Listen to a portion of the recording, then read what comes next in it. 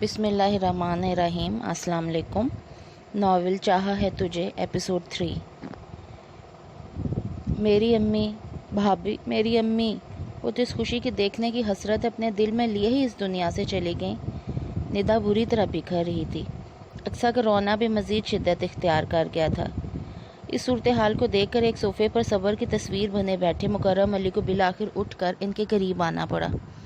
ندا، میری بہادر بیٹی، مجھے تم سے یہ امید نہیں تھی۔ انہوں نے ندا کو اپنے بازوؤں کے حصار میں لیا تو اسے اپنا دل کچھ ٹھہرتا ہوا محسوس ہوا۔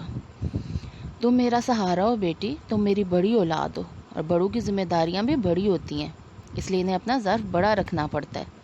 تمہیں تو حسن کو بھی سنبھالنا اور اقصیٰ کو بھی۔ رہی تمہاری ماں کی حسرت زدہ دنیا سے چلے جانے کی بات، تو بیٹی خوشیاں بھی رزق کی طرح انسان کا نصیب ہوتی ہیں۔ جو خوشی تمہاری ماں کے نصیب میں دیکھنا نہیں لکھی تھی، اس کے لیے چاہے ہم ایڑی چوٹی کا بھی زور لگا لیتے تو ناکام ہی رہتے۔ اللہ کی رضا میں راضی رہنے کا نام ہی بندگی و اطاعت ہے۔ یوں شکوہ کر کے مقام بندگی نہ کھو۔ مکرم علی کی باتوں نے صرف ندا کو ہی نہیں، اقصیٰ کو بھی گریہ ترک کرنے پر مجبور کر دیا تھا۔ جاؤ بہن کو اس کے کمرے میں چھوڑ کر آؤ۔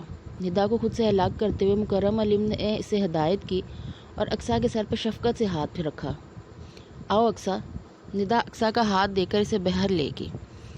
فی الحال میں تمہیں تمہارے کمرے میں اس لیے لائی ہوں کہ تم ریلیکس ہو جاؤ۔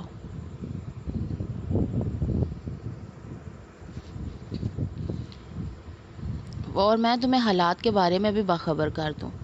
اقصیٰ کے کمرے میں پہنچ کر ندا نے اس سے کہا تو نڈھال سی اپنے بیڈ کی پشت سے ٹیک لگا کر بیٹھ گئی۔ ندا دھیرے دھیرے اس ایمرجنسی نکاح کی وجوہات کے بارے میں آگاہ کرنے لگی۔ نکاح سے قبل وہ اقصیٰ کو یہ سب نہیں بتا سکی تھی، اس لیے اب بتا رہی تھی۔ جو بھی ہوا جیسے بھی ہوا، لیکن یہ تو طے ہے کہ اللہ نے تمہارا اور حسن کا جوڑ لکھ رکھا تھا، اس لیے شاید حسن ابھی تک شادی پہ راضی نہیں ہوا تھا کہ تمہیں اس کا نصیب بننا تھا۔ اب تم دونوں کو نصیب کی اس لکھے کو نبھانا ہے۔ ندا نے اپنی بات پوری کی تو وہ اتنی دیر سے خاموش بیٹھی اقصیٰ نے جھجکتے ہوئے کہا، ندا باجی ایک بات کہوں؟ ہاں ہاں بالکل۔ ندا نے اس کے تذبذب کو محسوس کر کے اس کی حوصلہ افزائی کی۔ ابھی میں یہیں اپنے کمرے میں ہی رہوں گی۔ نظریں جھکا کر اٹک اٹک کر اس نے جو بات کہی، ندا نے اسے اس کے پورے مفہوم کے ساتھ سمجھا۔ ندا کے ذہن میں ایسا کوئی خیال تھا تو نہیں، لیکن اسے اقصیٰ کا مطالبہ ناجائز بھی محسوس نہیں ہوا۔ یقیناً وہ ابھی ایک نئے رشتے کو نبھانے کے لیے ذہنی طور پر تیار نہیں تھی۔ ندا نے ایک گہری سانس لی اور بولی، اچھی بات ہے، اور میں سب سے کہہ دوں گی کہ اقصیٰ کے فائنل امتحان ہونے والے ہیں، اس لیے فی الحال رخصتی نہیں کی جا رہی۔ تمہارے امتحانوں کے بعد ہم کوئی باقاعدہ تقریب رکھ لیں گے، اس طرح جو کسر رہ گئی ہے وہ بھی اس وقت پوری کر لی جائے گی۔ تھینک یو ندا باجی، اقصیٰ نے ممنونیت سے کہا۔ پاگل۔ ندا نے پیار سے اقصیٰ کی تھوڑی کو چھوا اور باہر نکل گئی۔ پیچھے اقصیٰ سوچوں کے گرداب میں پھنسی بیٹھی تھی۔ حسن، جسے اس نے ہمیشہ بڑے بھائی کا درجہ دیا تھا، اچانک اس سے بدل جانے والا تعلق دل میں چبھن پیدا کر رہا تھا، تو دوسری طرف سے شادی کے سلسلے میں کیے جانے والے حسن کے نخرے بھی یاد آ رہے تھے۔ وہ شخص جو ایک سے بڑھ کر ایک لڑکی کو ایک نظر میں رد کر دیتا تھا، اس کے لیے اسے قبول کرنا صرف مجبوری کا سودا تھا۔ وہ محض مجبوری اور مصلحت کے تحت حسن کی زندگی میں شامل کی تھی۔ یہ خیال اقصیٰ کے لیے بہت تکلیف دہ تھا۔ ڈرائیونگ کی طرف توجہ مبذول ہونے کے باوجود حسن اپنے برابر میں بیٹھی اقصیٰ کے گریز کو محسوس کر سکتا تھا۔ یہ گریز اور فاصلہ ان کے نکاح کے بعد ہی قائم ہو گیا تھا۔ اس دن کے بعد سے اقصیٰ نے حسن کو از خود مخاطب کرنا ترک کر دیا تھا۔ ندا کے اپنے گھر روانہ ہونے کے بعد اس نے گھر کی ذمہ داریاں اپنے ذمہ لے لی تھیں، لیکن اس پر ایک چپ سی طاری تھی۔ خصوصاً حسن کے معاملے میں یہ خاموشی شدید تھی۔ مکرم علی سے ان کی ضروریات اور طبیعت کے متعلق پوچھتی رہتی تھی، لیکن حسن سے مخاطب ہونا اس نے بالکل چھوڑ دیا تھا۔ البتہ وہ اس کی ضروریات کا خیال رکھ رہی تھی۔ حسن کو اپنے کپڑے پہلے ہی کی طرح دھلے دھلائے استری شدہ ملتے تھے، کھانا اور چائے بھی اپنے اوقات پہ پیش کر دیے جاتے، لیکن گریز ایسا تھا کہ حسن خود بھی اسے مخاطب نہیں کر پا رہا تھا۔ جواباً اس نے بھی اقصیٰ جیسا رویہ اختیار کر لیا تھا۔ وہ جانتا تھا کہ اقصیٰ کے امتحان سار پہ اور اتنے بڑے صدمے سے گزرنے کے بعد اور گھریلو ذمہ داریوں کا بوجھ اٹھاتے ہوئے اس کے لیے اپنی اسٹڈیز کو وقت دینا بہت مشکل ہوگا۔ اس لیے حسن نے ایک جز وقتی ملازمہ کا بھی انتظام کر دیا تھا، جس کے ہوتے ہوئے اقصیٰ کے ذمہ صرف کھانا پکانے اور ملازمہ کی نگرانی کے کام رہ گئے تھے۔ ندا کی طرف سے بھی کافی تعاون کیا جا رہا تھا۔ وہ ہر ویکنڈ پر بچوں کے ساتھ رہنے آتی تو 2-3 ڈشز بھی بنا کر فریز کر دیتی۔ اس طرح اقصیٰ کا کام اور بھی ہلکا ہو جاتا تھا۔ ان لوگوں کے اس قدر تعاون کا ہی نتیجہ تھا کہ اقصیٰ امتحان دینے کے لائق ہو سکی تھی۔ اب تک اس کے جو پیپرز ہوئے تھے وہ دینے کے لیے وہ مکرم علی کے ساتھ امتحانی مرکز جاتی رہی تھی۔ اس کی خواہش پر مکرم علی نے بہت خندہ پیشانی سے یہ ذمہ داری سنبھال لی تھی، لیکن آج آخری پیپر والے دن وہ اچانک بیمار ہو گئے تھے۔ انہیں بخار تھا اور انہوں نے اقصیٰ کو ڈراپ کرنے کی ذمہ داری حسن پر ڈالی تھی۔ میں 12:15 بجے تک تمہیں لینے آؤں گا، تم یہیں گیٹ کے پاس میرا انتظار کرنا۔ امتحانی مرکز کے سامنے اقصیٰ کو اتارتے ہوئے حسن نے کہا تو اقصیٰ کوئی رد عمل ظاہر کیے بغیر آگے بڑھ گئی۔ حسن اس کی بے رخی کی محسوس کرتے ہوئے خود بھی آفس روانہ ہو گیا۔ آفس میں کام کے دوران بھی اس کے ذہن میں مسلسل یہ بات رہی تھی کہ اسے ٹھیک وقت پر اقصیٰ کو لینے امتحانی مرکز پہنچنا ہے۔ یہی وجہ تھی کہ وہ وقت پر اپنی سیٹ سے اٹھ گیا تھا، حالانکہ اس کی ٹیبل پہ ایک بہت اہم نوعیت کا کام ادھورا پڑا تھا۔ 12:15 بجے وہ امتحانی مرکز کے سامنے پہنچا تو لڑکیوں کی کئی ٹولیاں گیٹ سے باہر نکل رہی تھی۔ گیٹ کے آس پاس نظریں دوڑانے پر حسن کو ان لڑکیوں میں اقصیٰ کہیں دکھائی نہیں دی۔ وہ منتظر نظروں سے باہر آنے والی لڑکیوں کی طرف دیکھنے لگا۔ اسے اندازہ تھا کہ اقصیٰ کو باہر نکلنے میں قدرے تاخیر ہو سکتی تھی۔ وہ پیپر دینے کے بعد پیپر کو اپنے دوستوں کے ساتھ ڈسکس کرنے کی عادی تھی۔ حسن اس کی یہ عادت جانتا تھا، اس لیے صبر سے انتظار کرتا رہا، لیکن آہستہ آہستہ لڑکیوں کا رش چھٹ گیا اور چوکیدار نے بڑا گیٹ بند کر کے ذیلی دروازہ کھول دیا۔ تب حسن کو تشویش ہوئی۔ وہ گاڑی سے اتر کے گیٹ کی طرف بڑھا۔ کیا بات ہے جناب؟ چوکیدار اسے بہت دیر سے دیکھ رہا تھا، اپنی طرف بڑھتے دیکھ کر پوچھنے لگا۔ یہاں میری کزن پیپر دینے آئی تھی، وہ ابھی تک باہر نہیں نکلی، تم اندر جا کر دیکھو، اقصیٰ نام کی لڑکی اندر موجود ہوگی۔ اس سے کہو کہ حسن علی اس کا انتظار کر رہا ہے۔ اندر تو کوئی لڑکی نہیں، سارا کالج خالی ہو گیا۔ حسن کے جواب میں جو بات سننے کو ملی وہ اس کے لیے غیر متوقع تھی۔ میں بہت دیر سے جہاں کھڑا ہوں، میرے سامنے وہ باہر نہیں نکلی۔ اس کا مطلب ہے کہ وہ اندر ہی کہیں موجود ہے۔ تم ایک بار پھر اندر چیک کر لو، شاید کوئی لڑکی اب بھی اندر موجود ہو۔ حسن نے اصرار کیا تو چوکیدار اندر چلا گیا۔ جی جناب، کیا بات ہے؟ چوکیدار بتا رہا ہے کہ آپ اپنی کزن کے اندر موجودگی پر مصر ہے۔ آپ کے کہنے پہ اس نے ایک بار پھر ساری بلڈنگ چیک کر لی ہے، لیکن کوئی لڑکی موجود نہیں ہے۔ چوکیدار 10 منٹ بعد باہر آیا تو اس کے ساتھ پینٹ شرٹ میں ملبوس ایک اور آدمی بھی موجود تھا، جس کی بات نے حسن کو پریشانی میں مبتلا کر دیا۔ اکثر کبھی بھی خود سے کہیں آنے جانے کی عادی نہیں رہی تھی، اس لیے یہ سوچنا کہ وہ حسن کے آنے سے پہلے اکیلی گھر چلی گئی مشکل تھا۔ آپ گھر پہ چیک کریں، ہو سکتا ہے آپ کی کزن اپنی کسی سہیلی کے ساتھ آپ کے آنے سے پہلے ہی گھر چلی گئی ہو۔ اس آدمی نے حسن کی پریشانی دیکھتے ہوئے مشورہ دیا جو حسن کے دل کو لگا۔ واقعی یہ ممکن تھا کہ اقصیٰ اپنی کسی سہیلی کے ساتھ گھر چلی گئی ہو۔ اس آدمی کو شکریہ ادا کرتے ہوئے حسن گاڑی میں بیٹھ کر تیزی سے گھر کی طرف روانہ ہو گیا۔ راستے بھر اسے یہ اندیشہ ستاتا رہا کہ خدا نخواستہ اگر اقصیٰ گھر پر بھی نہیں ہوئی تو کیا ہوگا، لیکن گھر پہنچ کے جیسے اسے اقصیٰ کی شکل نظر آئی، اس کے سارے اندیشے ہوا ہو گئے اور اس کی جگہ شدید برہمی اوت کر آئی۔ تم گھر پہنچ چکے اور میں پاگلوں کی طرح گھنٹے بھر سے سینٹر کے سامنے کھڑا تمہارا انتظار کر رہا ہوں۔ غصہ کرنے کی کوئی ضرورت نہیں، تم وہاں دیر سے پہنچے ہوگی، اس لیے اقصیٰ اپنے ایک دوست کے ساتھ اس کی والد کی گاڑی میں گھر واپس آئی ہے۔ اسے گھر پہنچے بہت دیر ہو چکی اور تم جس ٹائم آئے ہو اسے ظاہر ہوتا ہے کہ تم واقعی لیٹ ہو گئے ہو۔ مکرم علی اقصیٰ کی مدد کو آئے۔ میں نے اسے 12:15 بجے کا ٹائم دیا تو میں ٹھیک 12:15 بجے کالج کے گیٹ پر موجود تھا۔ اسے چاہیے تھا کہ دوست کے ساتھ آنے کے بجائے میرا انتظار کرتی، حسن نے ناراضی سے کہا۔ اقصیٰ کا کہنا ہے کہ اس نے 11:45 بجے پیپر ختم کر لیا تھا، اس لیے جب اس کی دوست نے اسے گھر ڈراپ کرنے کی آفر کی تو اس نے انتظار کرنے کے بجائے گھر واپس آنے کو ترجیح دی، مکرم علی نے وضاحت کی۔ اقصیٰ ان دونوں کو بحث کرتا چھوڑ کے خود وہاں سے جا چکی تھی۔ اپنا آدھا گھنٹہ بچانے کے لیے اس نے نہ صرف میرا 1 گھنٹہ برباد کیا بلکہ مجھے شدید ذہنی کوف سے بھی دوچار کیے۔ آپ کو کیا معلوم کہ جب وہ مجھے وہاں نہیں ملی تو میں کتنا پریشان ہوا تھا، حسن نے باپ سے شکوہ کیا۔ بچی ہے ابھی، جو سمجھ میں آیا کر گزری، تم غصہ تھوک دو اور اس بات کو جانے دو۔ مکرم علی جو اب تک اقصیٰ کی حمایت کر رہے تھے اس کی کیفیت کو سمجھتے ہوئے اسے ٹھنڈا کرنے کی کوشش کرنے لگے۔ حسن نے ابھی باپ کے احترام میں خاموشی اختیار کر لی، لیکن اس بات کا بہرحال سے اندازہ ہو گیا تھا کہ اقصیٰ نے یہ حرکت جان بوجھ کر کی ہے۔ وہ صبح بھی اس کے ساتھ جانا نہیں چاہتی تھی اور واپسی میں اس نے خود ایسا موقع پیدا کر لیا کہ اسے حسن کے ساتھ واپس نہ آنا پڑے۔ اقصیٰ کی اس طرز عمل سے تکلیف زیادہ تھی یا غصہ، وہ فی الحال فیصلہ نہیں کر پا رہا تھا۔ حسن جہاں ذرا تم سے کچھ اہم باتیں کرنی ہیں۔ وہ ندا کے چھوٹے بیٹے اصفر کے ساتھ گھڑ سواری کا شوق پورا کرنے کے لیے گھوڑے کی ڈیوٹی انجام دے رہا تھا کہ ندا نے اسے پکارا۔ جی جناب فرمائیے، لیکن ذرا جلدی، ابھی ہمارے سوار کا دل نہیں بھرا، اس لیے ہم آپ کو زیادہ وقت نہیں دے سکیں گے۔ اصفر کو اپنی پیٹھ سے اتار کر وہ ندا کے پاس آیا۔ مکرم علی بھی وہیں بیٹھے ہوئے تھے۔ اصفر صاحب کا دل تو کبھی گھڑ سواری سے بھرتا ہی نہیں ہے، گھر میں بھی سارا وقت اپنے ابا سے یہی کام لیتا ہے، ندا نے ہنستے ہوئے جواب دیا۔ معصوم بچہ ہے نا، اس لیے گدھے گھوڑے کا فرق نہیں جانتا۔ تھوڑا وقت گزرنے دیں، پھر دیکھیے گا کبھی بھی اپنے والد بزرگوار کو گھوڑا سمجھنے کی غلطی نہیں کرے گا۔ حسن ندا کے قریب ہی صوفے پر ٹک گیا تھا۔ خبردار جو تم نے میرے میاں کی شان میں گستاخی کی ہو تو۔ ندا نے اس کی پیٹھ پر ایک دھپ لگائی۔ سچ کا تو زمانہ ہی نہیں ہے، حسن نے برا سا منہ بنایا۔ بھیا تم دونوں کس جھگڑے میں پڑ گئے، وہ بات تو کرو ندا جس کے لیے حسن کو بلایا ہے۔ مکرم علی نے دونوں کو ٹوکا۔ جی ابو، ندا فوراً ہی سنجیدہ ہوگی۔ حسن بھی اس بات کی طرف متوجہ ہوا۔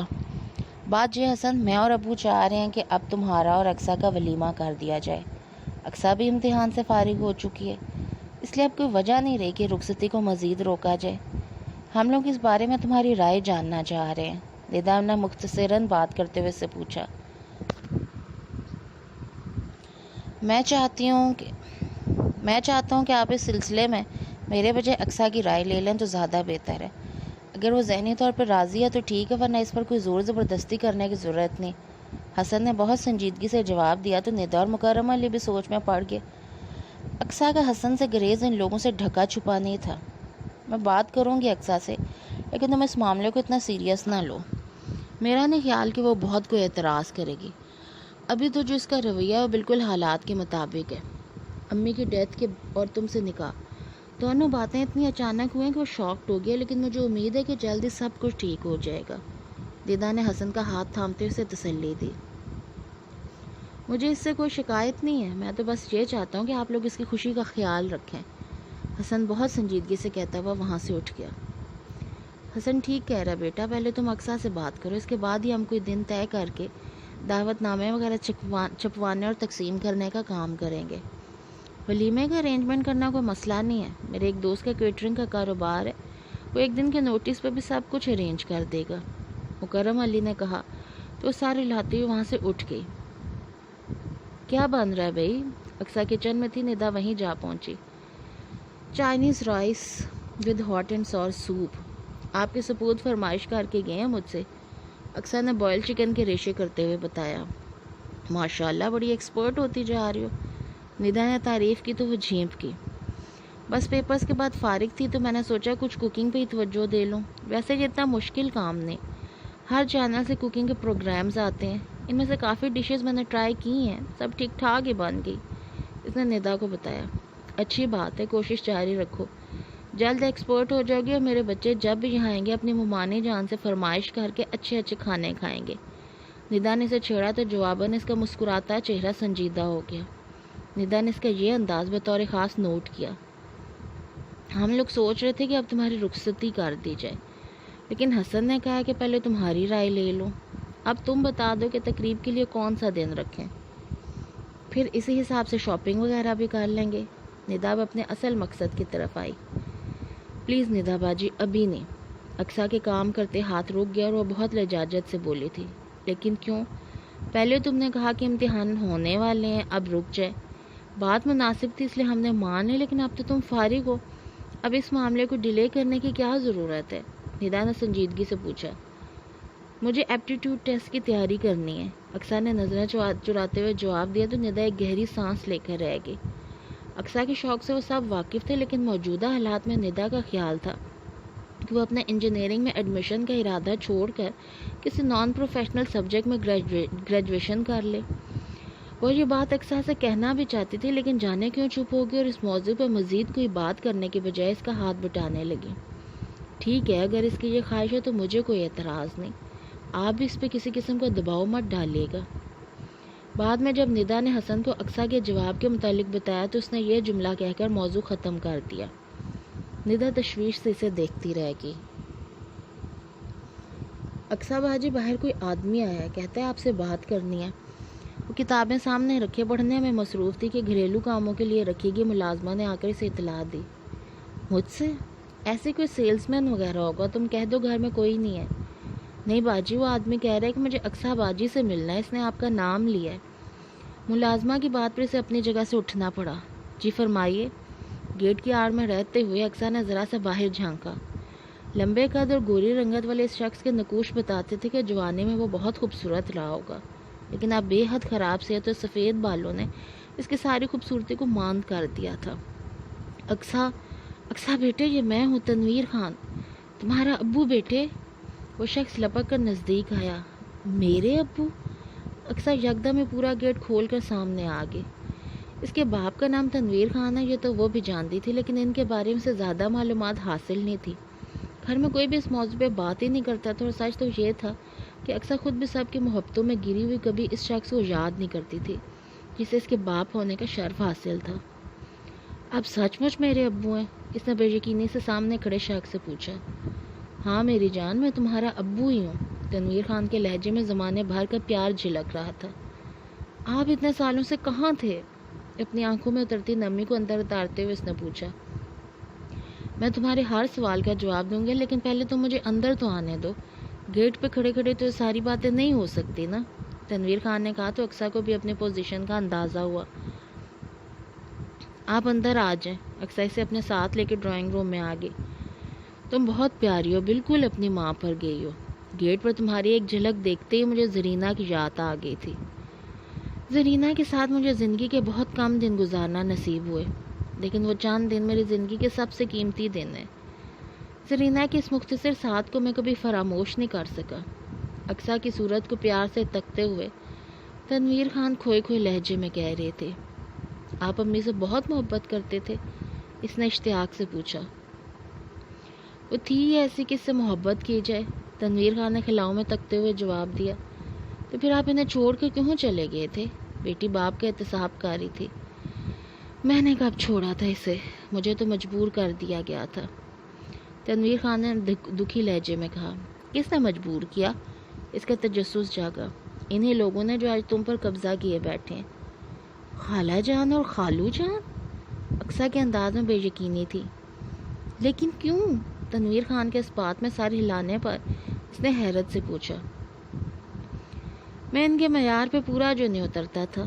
زرینہ کی ضد سے مجبور ہو کر تمہاری خالہ جان نے ہماری شادی تو کروا دی، لیکن کبھی اس رشتے کو دل سے قبول نہیں کیا۔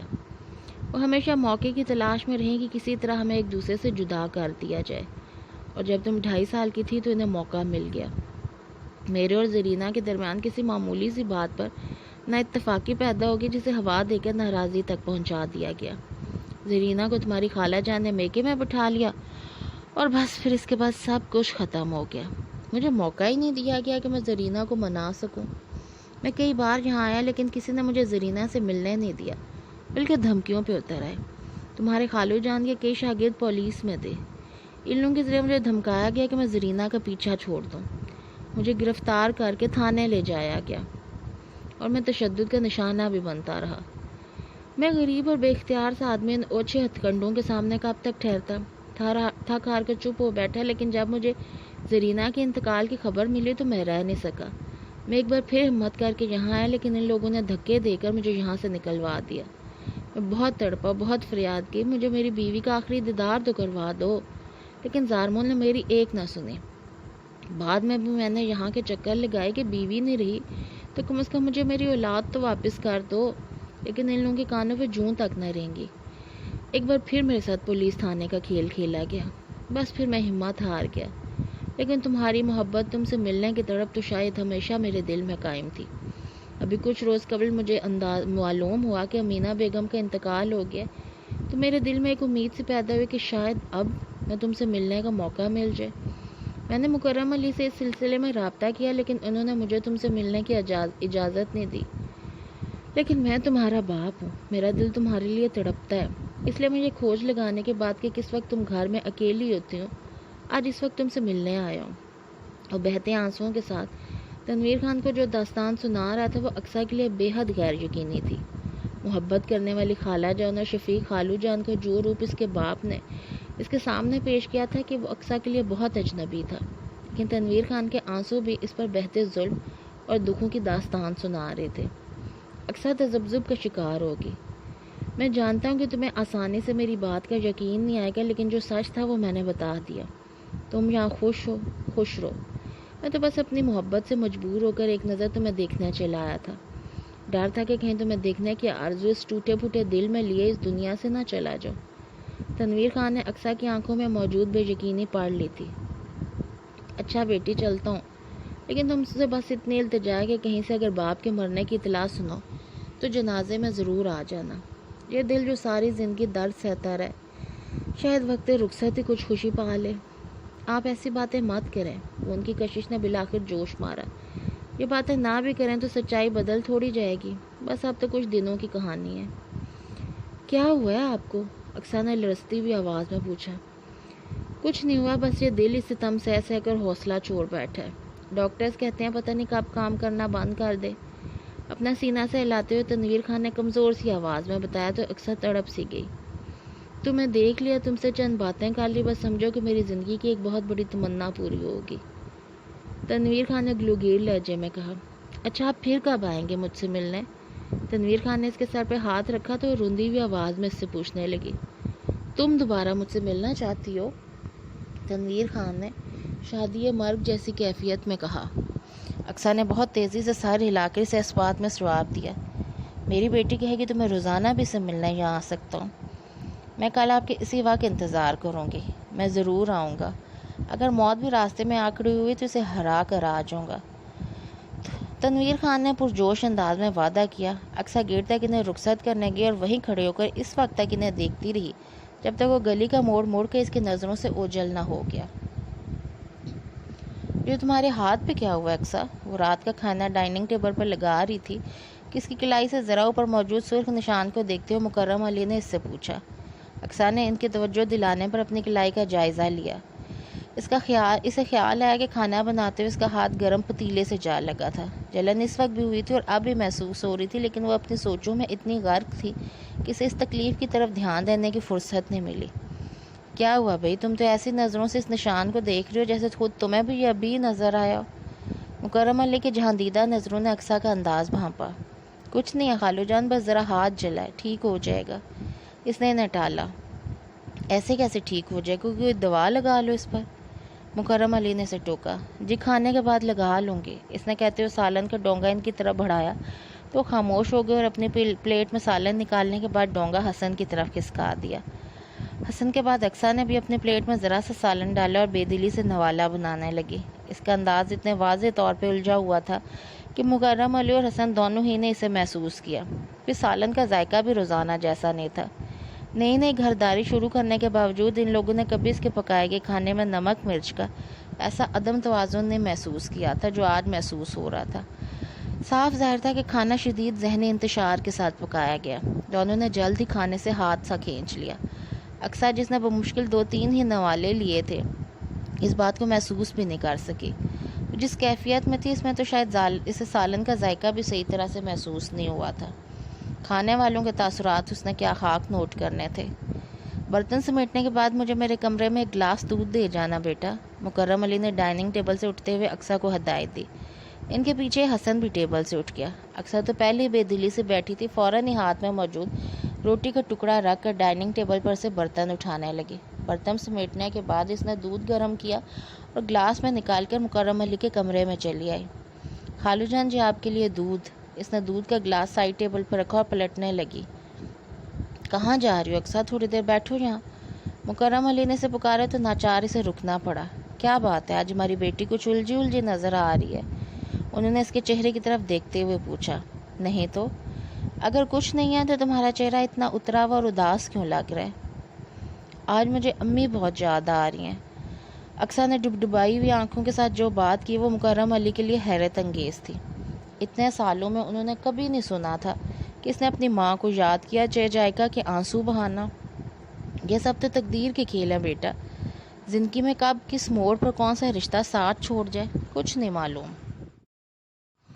بس یہ ہے کہ جل جب دیر جانا تو بہرحال سب کو ہی ہے۔ پیچھے رہ جانے والوں کے پاس تو فقط صبر کا راستہ ہی رہ جاتا ہے۔ حیرت سے سنبھلتے ہوئے مکرم علی نے اسے سمجھانے کا فریضہ سر انجام دیا۔ مرنے والوں پہ تو صبر آ جاتا ہے، لیکن جن کا ساتھ جیتے جی چھوٹ جائے ان پہ کیسے صبر کریں؟ آج اکثر انہیں حیران کرنے پر تلی ہوئی تھی۔ کس کی بات کر رہی ہو تم؟ انہوں نے اچنبے سے پوچھا۔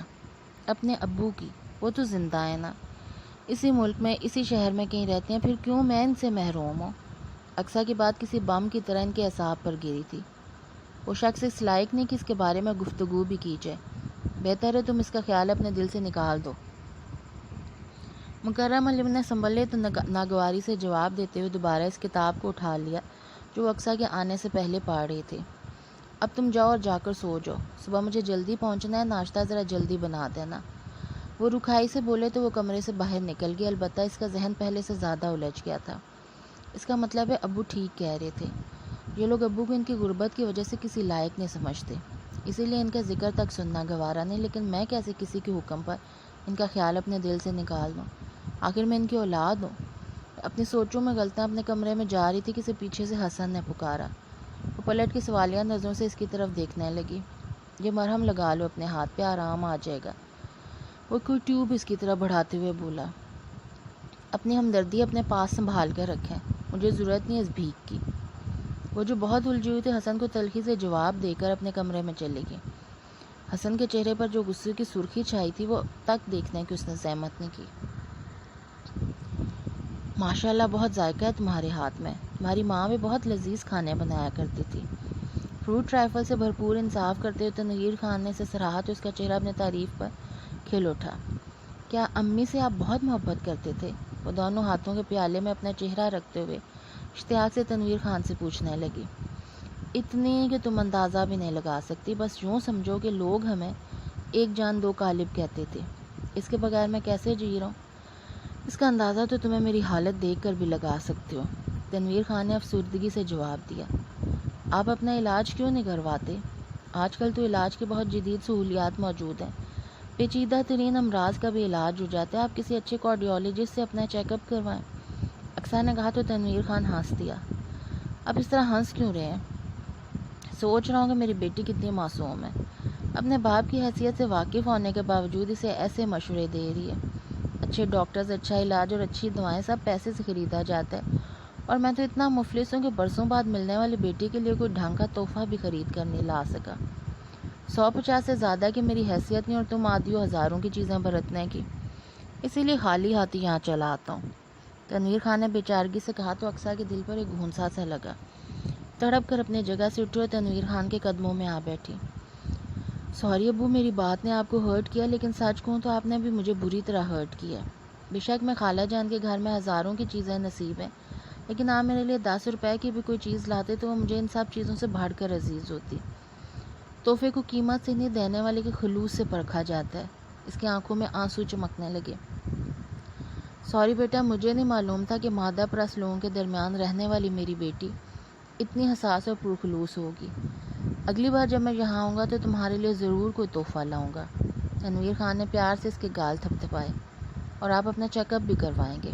اقصیٰ نے پیار بھرا اصرار کیا۔ اس کا میں وعدہ نہیں کر سکتا بیٹا، میں مجبور ہوں۔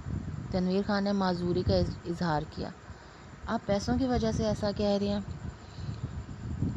یہ کوئی اتنا بڑا مسئلہ نہیں، بس آپ 5 منٹ میرا انتظار کریں۔ اس کے بعد وہ اپنے کمرے میں گئی اور آ کے الماری کھولی۔ کپڑوں کی تہہ کے نیچے کئی نوٹ دبے ہوئے تھے۔ یہ وہ روپے تھے جو اسے گھر کے افراد کی طرف سے وقتاً فوقتاً جیب خرچ کے طور پر ملا کرتے تھے، لیکن عموماً اس رقم کو خرچ کرنے کی نوبت نہیں آتی تھی۔ اس کی تمام ضروریات اور خواہشات اس کے کہنے سے پہلے ہی پوری کر دی جاتی تھی، اس لیے اس کے پاس اچھی خاصی رقم جمع ہو گئی تھی۔ اقصیٰ کی یادداشت کے مطابق وہ کوئی 20,000 کے قریب رقم تھی۔ اس نے سارے پیسے باہر نکالے اور انہیں ایک خالی لفافے میں رکھ کر واپس ڈرائنگ روم میں آ گئی۔ کہاں چلے گئی تھی بیٹا؟ تنویر خان اسے آتے دیکھ کر مسکرایا۔ بس ایک ضروری کام تھا، کہتے ہوئے اس کے قریب آ بیٹھی۔ آپ سے ایک بات پوچھوں ابو؟ ضرور میری جان۔ تنویر خان نے اپنا بازو اس کے شانے پر پھیلایا۔ اگر میں بیٹی کی بجائے آپ کا بیٹا ہوتی تو آپ کیسا محسوس کرتے؟ بالکل ویسے ہی جیسے ابھی محسوس کر رہا ہوں۔ میں بیٹا اور بیٹی میں فرق کرنے والے لوگوں میں سے نہیں ہوں۔ اگر آج تمہاری ماں زندہ ہوتی تو تمہیں بتاتی کہ تمہاری پیدائش پہ میں کس قدر خوش ہوا تھا، تمہارے لیے اور اور تمہاری امی نے، میں نے اور تمہاری امی نے مل کر بہت اونچے اونچے خواب دیکھے تھے تمہارے لیے۔